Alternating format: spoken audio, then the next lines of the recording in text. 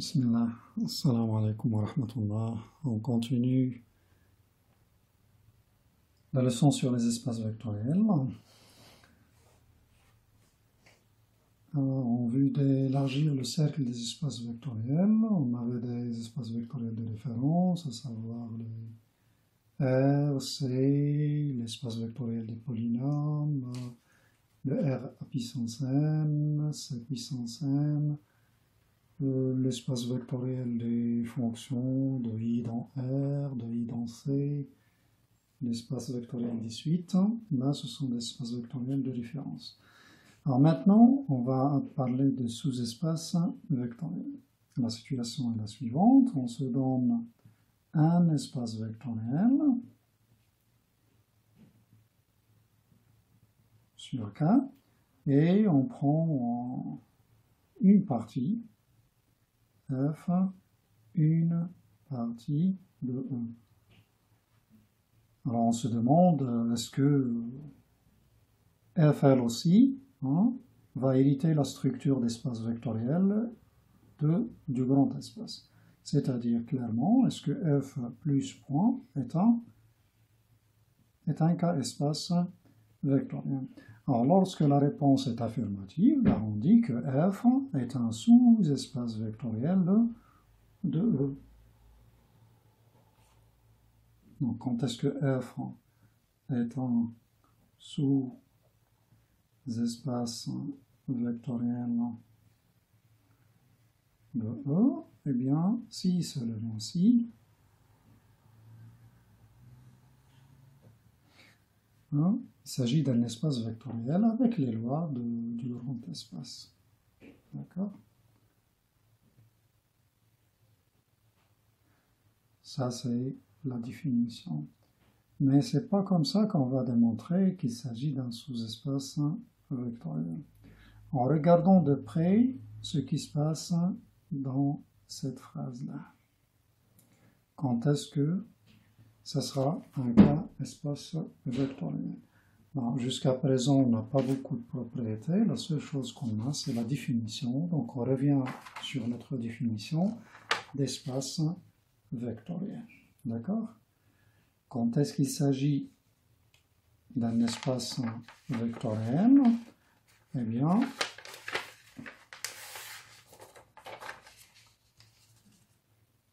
lorsque la première loi ici, c'est une loi de composition interne dans votre ensemble.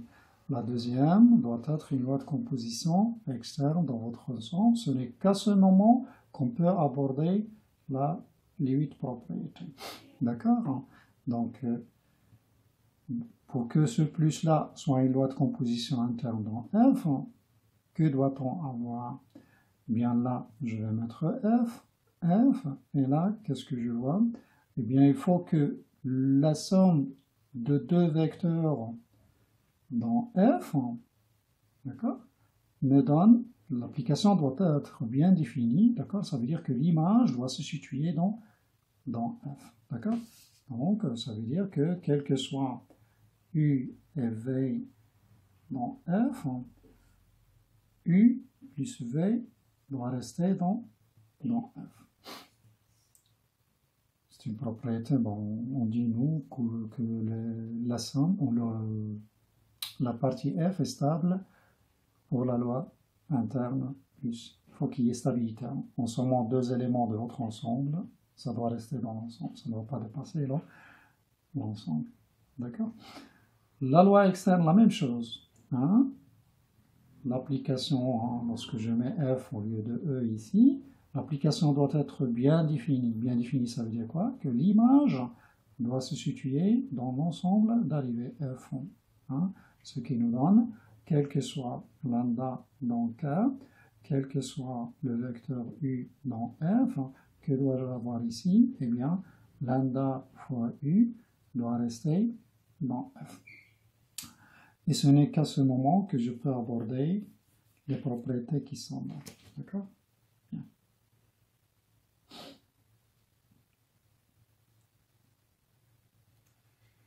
Alors, une fois vous avez ces propriétés-là, parmi les 8 propriétés que vous avez là, étant donné une partie de E stable pour l'addition et stable pour la loi externe, d'accord? Eh bien, certaines propriétés citées là sont acquises d'office, d'accord? À savoir les propriétés qui concernent tous les vecteurs de E, par exemple la première. Quels que soient les vecteurs de E, d'accord, cette propriété-là. Eh bien, puisque la propriété est bonne pour tous les vecteurs de l'espace, ben, en particulier, si je prends les vecteurs dans une partie, elle doit rester vraie. Ça, c'est le côté logique de la chose. Donc, la première est garantie d'office. D'accord? La deuxième, elle commence par il existe 0 dans E. Donc, pour F, ça deviendra il existe 0 dans F. D'accord? Donc là, c'est pas tellement garanti. D'accord? Là, la question symétrique, il est lié intimement avec l'élément neutre, donc ça va causer des ennuis ici. Et là, voilà, ça c'est comme la première, quel que soit U, V, non E, U plus V égale V plus E. La propriété est bonne pour tous les vecteurs de E, en particulier pour des vecteurs d'une partie. Donc celle-là est acquise d'office. Même chose ici, elle est bonne pour tous les vecteurs. Bon, donc tout ce qui reste est bon. C'est OK là, c'est OK, et là c'est OK. Donc les seules propriétés qui causent des ennuis ici, c'est au niveau du neutre et de l'élément symétrisé. Alors je vous laisse le soin de montrer que lorsque F est un sous-espace vectoriel, lui aussi il admet un élément neutre. D'accord? E est un espace vectoriel, il admet un élément neutre, et la question qui se pose immédiatement, s'agit-il du même objet? C'est-à-dire en clair, est-ce que le neutre de E est égal au neutre de F? D'accord? Donc en exercice, je vous laisse le soin de montrer ça, exercice. Étant donné E espace vectoriel et F sous-espace vectoriel de E, montrer que le 0 de E est nécessairement égal au 0 de F. D'accord? Bien. Alors, lorsque vous montrez ça, ben, la propriété, là encore, elle devient évidente. D'accord? Et la même chose là, il faut montrer encore que au niveau de symétrique, c'est la même chose. D'accord? Soit un vecteur V dans F. Alors, c'est un vecteur dans la partie, mais on peut le voir comme vecteur dans E. C'est l'histoire de R et C, par exemple. X réel, mais c'est aussi un complexe. D'accord? Alors, si je le vois avec la structure de E, eh bien, il va admettre un symétrique. D'accord? Donc, un symétrique que je vais noter VE. Ça veut dire que vous avez V plus VE égale à quoi? Égale à 0. Bon, j'écris 0 parce que là, en principe, vous avez déjà montré qu'il s'agit du même objet, et donc inutile de préciser. Je dis E ou la dire F, voilà, wow. Donc on ne va pas manier E ni F. D'accord? Donc ça, c'est le symétrique dans cette structure d'espace vectoriel. Mais si je le vois comme élément de F, il doit avoir un symétrique dans F.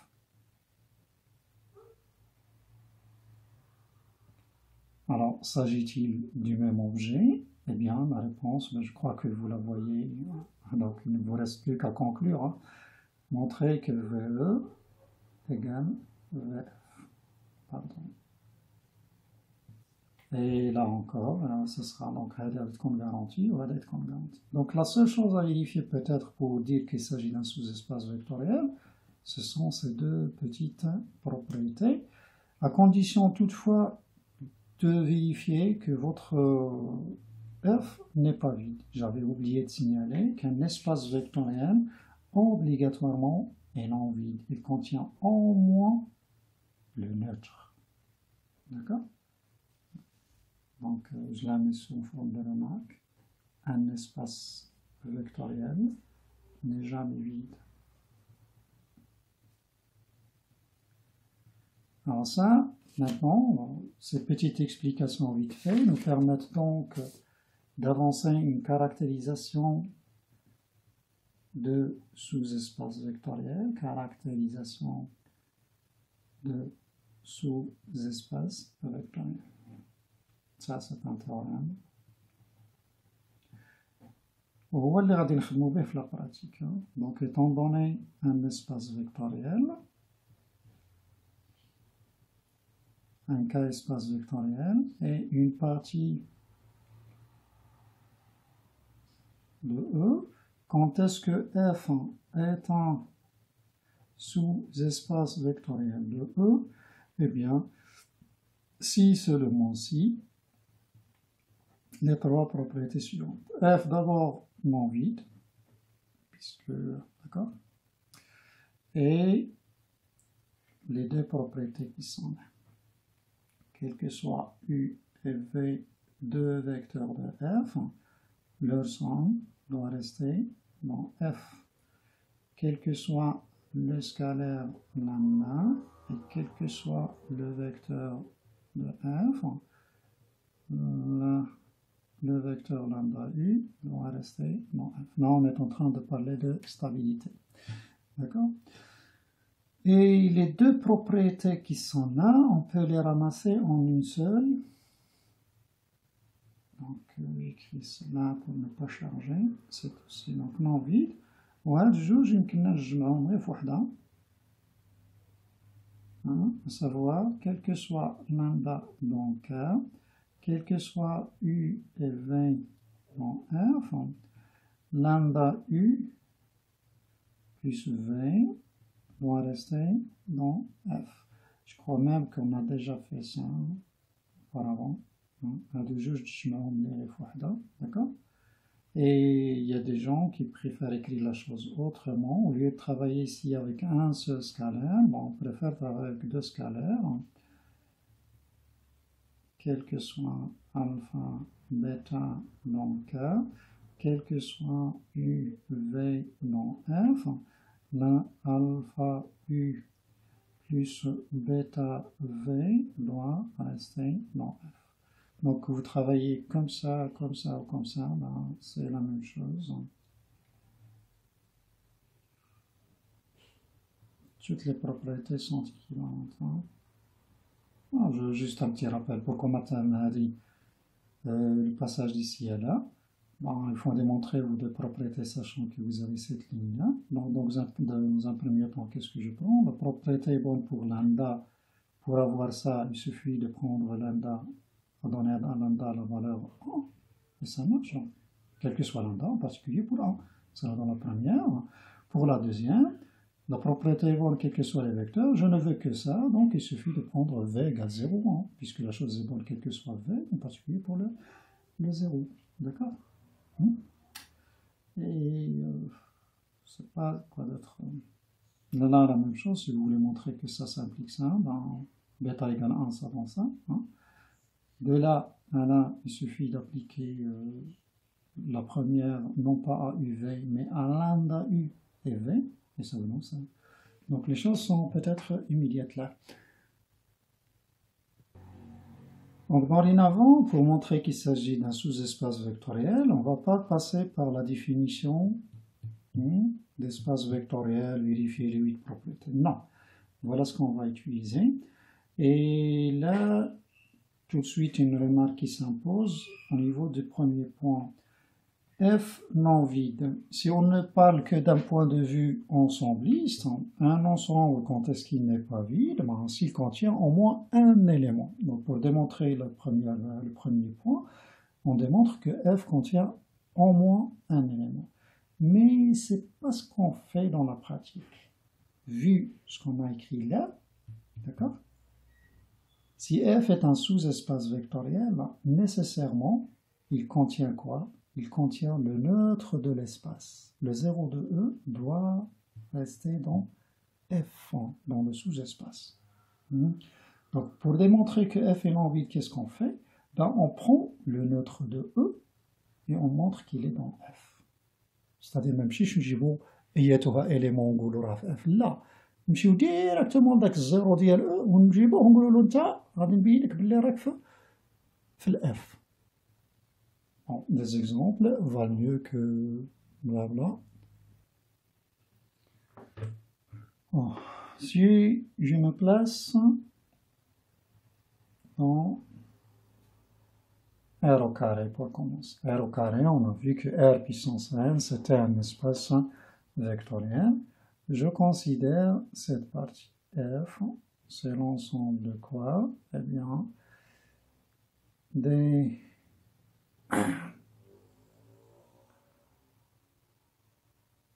mettons A, 3A comme ça, tel que A appartient à R. En montrant que F est un sous-espace vectoriel. F est un sous-espace vectoriel de R carré.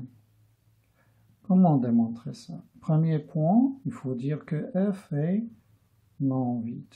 Pourquoi F est non vide? Car, alors ما نمشيش نجيب n'importe quel élément, je نشوف le zéro ديال R carré. شنو هو le zéro ديال R carré? C'est le couple 0, 0. Alors 0, 0, pour qu'il ait une chance d'appartenir à F, il faut mettre en évidence un paramètre A, tel que ce couple-là s'écrit comme ça. Vous voyez le A correspondant, eh bien ce n'est que le 0. D'accord? 3 fois 0. Et donc, il appartient à F. Pour la deuxième, soit vous travaillez naïvement, c'est-à-dire avec la première caractérisation, ça dépend de la facilité, hein, soit avec ça, soit avec ça. Alors, je vais être avec la deuxième, par exemple. Quel que soit le scanner lambda, quel que soit deux vecteurs, bon, je prends deux vecteurs, E et V dans F. Pourquoi est-ce que lambda U plus V reste dans F? Alors, U est un élément de F, ça veut dire qu'il va s'écrire comme ça. Il existe donc un A dans R, tel que U égale à quoi? A 3A. Et V la même chose, mais avec un autre paramètre que j'appellerai V. Alors maintenant, qu'est-ce que je vais faire? Je prends le U, je le multiplie par lambda. Lambda U, c'est quoi? J'ai dit qu'on distribue lambda sur les composantes. Voilà, c'est lambda A. Et on commence par la constante. 3 lambda fois. Je vais le rajouter avec V. Je mets V ici. Voilà, ça c'est B. 3B. Et je fais le total. C'est quoi lambda U plus V? C'est composante par composante. Donc c'est lambda A plus B. Et là, c'est 3 lambda A plus 3B. D'accord? Pourquoi est-ce que ça appartient à F? Il faut mettre en évidence cette écriture. C'est-à-dire que la deuxième composante doit être le triple de la première. Donc, ce que je vais mettre là, la première composante, c'est lambda A plus B. Et là, il suffit de factoriser par 3 pour mettre en évidence ce que je viens de dire. Donc, lambda U plus B appartient à F. Et il s'agit donc, et F donc est un sous-espace vectoriel de R carré. Bon, alors tout de suite, je vous mets en lien avec le côté géométrique de la chose, restant toujours avec le premier exemple. Ce qu'on voit, ce que je vous ai donné là, c'est pas n'importe quoi. Je ne sais pas si vous arrivez à reconnaître votre ensemble F géométriquement. Ben, il suffit de changer la lettre du paramètre. Hein. Si je mets un T, ce que vous voyez maintenant, T3T.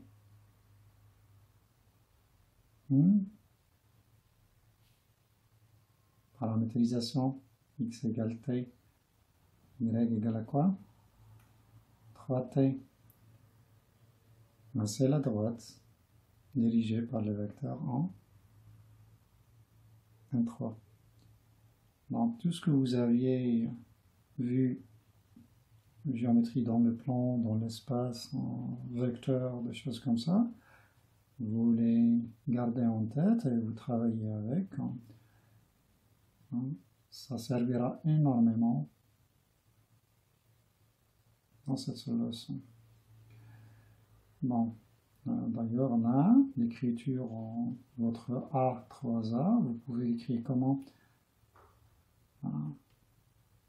Ce lambda U, on a comme un sens, c'est-à-dire je vous donne le vecteur, je vous donne le scalaire, et vous me donnez le lambda fois U. Il faut apprendre à décomposer dans l'autre sens. C'est-à-dire vous avez le résultat, vous l'écrivez comme ça. Vous faites sortir le lambda. C'est ce que vous avez ici. Alors si je fais sortir le A, on voit immédiatement que c'est A fois 1,3, c'est ce que je disais. Divisé par 1,3. D'ailleurs, la chose est générale. Donc là, on est en train de parler d'une droite. Une droite, c'est donc quoi? Un scalaire fois un vecteur, d'accord? Et ce vecteur, ce sera vecteur directeur linéaire de votre droite. Bon, je vais écrire là, sur cette forme. Si E, soit E un espace vectoriel, et je prends n'importe quel vecteur U, non nul. Donc là, je suis en train de supposer que mon E n'est pas trivial. N'est pas trivial, c'est-à-dire n'est pas réduit singleton 0. D'ailleurs, une autre remarque s'impose concernant le singleton 0. Pour ne pas l'oublier, je vais l'écrire là. Alors, soit un espace U, je dispose d'un ensemble, donc disons A fois U, et je fais balayer le A d'un K, espace vectoriel. Eh bien, ça, c'est un sous-espace vectoriel de E. On démontre de la même façon. Hein. Vous prenez le 0, pourquoi est-ce que ça appartient à votre F? Eh bien, parce que ça s'écrit 0 fois U. 0 fois U, c'est 0. D'accord? Et stabilité pour la combinaison, sauf que vous n'allez pas travailler avec des couples. Hein. Vous travaillez de façon générale. Donc si vous prenez deux vecteurs, premier vecteur, c'est tout de suite la panique avec U, je crois. On va mettre W comme ça.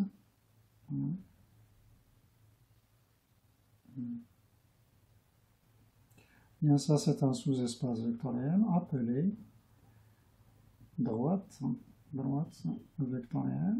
Et ça va se rejoindre lorsqu'on parlera de dimension. Appelée droite vectorielle dirigée par W, le vecteur de W. Vous démontrez facilement qu'il s'agit d'un sous-espace vectoriel, et par la même occasion, vous démontrez que le singleton 0 est un sous-espace vectoriel de E, lorsque E est un espace vectoriel, et même E en lui-même, c'est un sous-espace vectoriel de E. Ça, c'est par définition. Hein. La caractérisation. Hein. Voilà. Si je le mets ici, E, c'est bien une partie de E, et vous avez, la phrase elle est écrite là. E plus point est un espace vectoriel, il s'agit donc d'un sous-espace vectoriel. Là, on est en train de parler de ce qu'on appelle des sous-espaces triviaux. Sinon, si c'est pas 0 et c'est pas E, ben on parle de sous-espaces propres. Bon, ceci dit, alors là, j'ai noté brièvement la démonstration de ce que vous avez ici. Je rappelle ce que j'avais dit. Hein. Le 0, il est bien dans D car il s'écrit 0 fois W. Et la stabilité ici, d'accord, ça me donne quoi? Je prends un vecteur U dans D, donc il va s'écrire W. V, un autre vecteur, il va s'écrire W. Je fais lambda par U. Là, c'est la définition. Hein. Vous mettez la parenthèse n'importe où. Hein.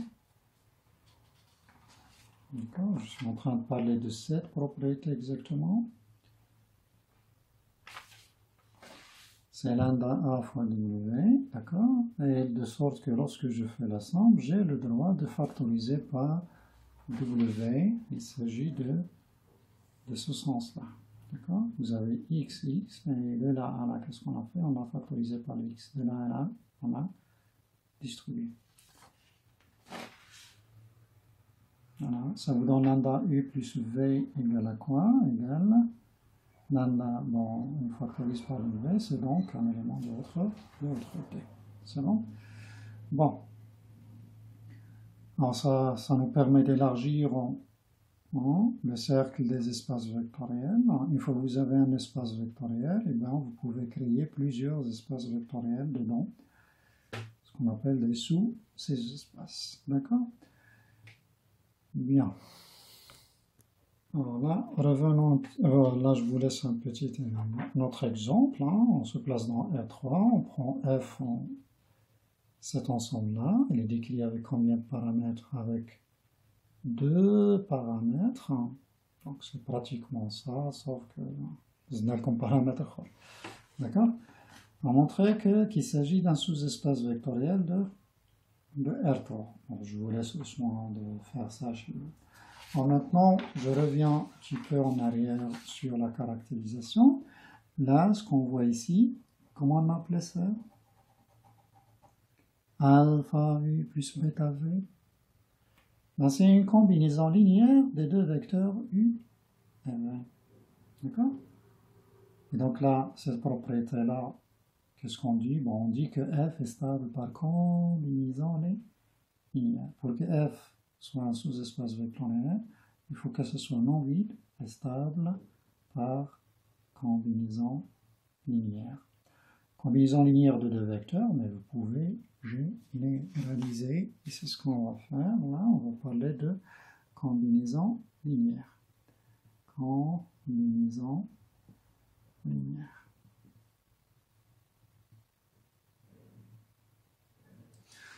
Une petite définition, donc on ne va pas parler de combinaison linéaire de vecteurs, mais de n vecteurs, en soit, je me donne combien de vecteurs? Bon, U1 jusqu'à UN, des vecteurs d'un espace vectoriel.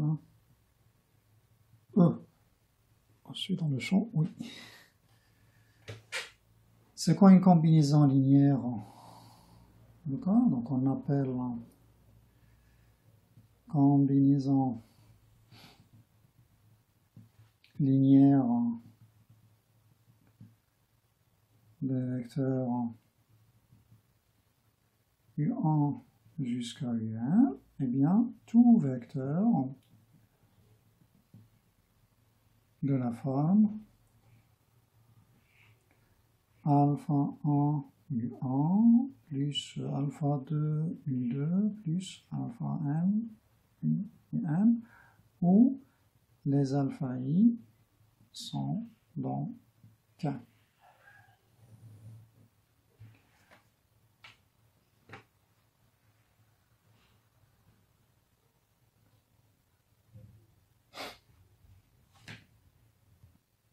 Donc si on revient sur la caractérisation de sous-espace vectoriel, on a dit que stable pour une combinaison linéaire de deux vecteurs, mais la chose est plus générale. J'écris ici d'ailleurs.